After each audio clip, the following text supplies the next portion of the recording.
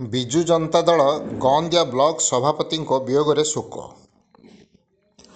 ଗଅଁଦିଆ ବ୍ଲକର ବିଜେଡି ଦଳର ବ୍ଲକ ସଭାପତି, ଉକ୍ତ ବ୍ଲକର ରାଜନୀତିର ପିତା ଭୀଷ୍ମମୋହ ଓ ବରିଷ୍ଠ ସମାଜସେବୀ ଗଅଁଦିଆ ପ୍ରାଥମିକ କୃଷି ସମବାୟ ସମିତିର ସଭାପତି ଶ୍ରୀଯୁକ୍ତ ବିଶ୍ୱନାଥ ଜେନାଙ୍କର ଅକାଳ ବିୟୋଗରେ ବିଭିନ୍ନ ମହଲରେ ଶୋକର ଛାୟା ଖେଳିଯାଇଛି।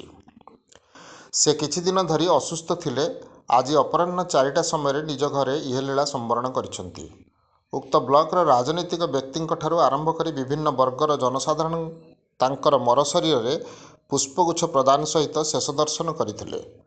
ପ୍ରମୁଖ ବ୍ୟକ୍ତିମାନଙ୍କ ମଧ୍ୟରେ ତାଙ୍କର ରାଜନୈତିକ ସହପାଠୀ ଗଅଁଦିଆ ପଞ୍ଚାୟତର ପୂର୍ବତନ ସରପଞ୍ଚ ମଙ୍ଗରାଜ ବାରିକ, ଢେଙ୍କାନାଳ ଜିଲ୍ଲା ପରିଷଦ ଅଧ୍ୟକ୍ଷା ଅର୍ଚ୍ଚନା ପୁହାଣ, ବରିଷ୍ଠ ଜେଜେପି ନେତା ରାମଚନ୍ଦ୍ର ପାତ୍ର, ଖାଦ୍ୟ ଯୋଗାଣ ଖାଉଟି କଲ୍ୟାଣ ବିଭାଗ ମନ୍ତ୍ରୀଙ୍କର ବ୍ଲକ ପ୍ରତିନିଧି ରତିକାନ୍ତ ସାହୁ, ମନ୍ଦାର ପଞ୍ଚାୟତ ପୂର୍ବତନ ସରପଞ୍ଚ ଲକ୍ଷ୍ମୀଧର ରଥ, ଗଅଁଦିଆ ବାର୍ ଆସୋସିଏସନ ସଭାପତି ପ୍ରଦୀପ କୁମାର ସାହୁ, ଗଅଁଦିଆ ପ୍ରେସ କ୍ଲବ ସଭାପତି ମହେନ୍ଦ୍ର ସାହୁ, ଜିଲ୍ଲା କଂଗ୍ରେସ କମିଟିର ଉପସଭାପତି ଡମ୍ବରୁଧର ସେଠୀ, ରାଷ୍ଟ୍ରପତି ପୁରସ୍କାର ପ୍ରାପ୍ତ ଶିକ୍ଷକ ଦଣ୍ଡଧର ସାହୁ, ଗଅଁଦିଆ ସେବା ସଂଗଠନ ସଭାପତି ଅଜିତ ପ୍ରସାଦ ରାଉତ, ଥିଙ୍କର୍ସ ଫୋରମ ସଭାପତି ସୁବ୍ରତ କୁମାର ସାହୁ, ସମାଜସେବୀ ତାପସ କୁମାର ରାଉତ, ପୋରଖୋଜ ପଞ୍ଚାୟତ ସମିତି ସଭ୍ୟ ବଳରାମ ପରିଡ଼ା, ସୋରିଷିଆପଦା ପଞ୍ଚାୟତ ସରପଞ୍ଚ ପ୍ରଦୀପ କୁମାର ରାଉତ, ଦେଓଗାଁ ପଞ୍ଚାୟତ ସରପଞ୍ଚ ବିଜୟ ଦେହୁରୀ, ଦେଓଗାଁ ଓ ନେଉଳପୋଇ ପଞ୍ଚାୟତର ପୂର୍ବତନ ସରପଞ୍ଚ ଗୋବିନ୍ଦ ପତି, ନବକିଶୋର ସାମଲ, ସନ୍ତପୁର ପଞ୍ଚାୟତର ପୂର୍ବତନ ସମିତିସଭ୍ୟ ଦିଲ୍ଲୀପ କୁମାର ନାୟକ, ଗଅଁଦିଆ ପଞ୍ଚାୟତ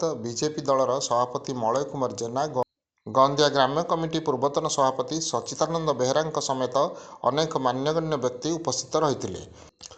ଏକ ବିରାଟ ଶୋଭାଯାତ୍ରାରେ ତାଙ୍କର ମରଶରୀରକୁ ପ୍ରଥମେ ବିଜେଡି କାର୍ଯ୍ୟାଳୟ ଓ ବ୍ଲକ କାର୍ଯ୍ୟାଳୟକୁ ନିଆଯାଇଥିଲା। ଏହାପରେ ଗଅଁଦିଆ ଗ୍ରାମ ପରିକ୍ରମା କରାଯାଇ ଗ୍ରାମ ଶ୍ମଶାନରେ ଶବ ସଂସ୍କାର କରାଯାଇଥିଲା। ଢେଙ୍କାନାଳରୁ ସୌମ୍ୟରଞ୍ଜନ ମହାନ୍ତିଙ୍କ ରିପୋର୍ଟ, ନାଗରାଜ ନ୍ୟୁଜ।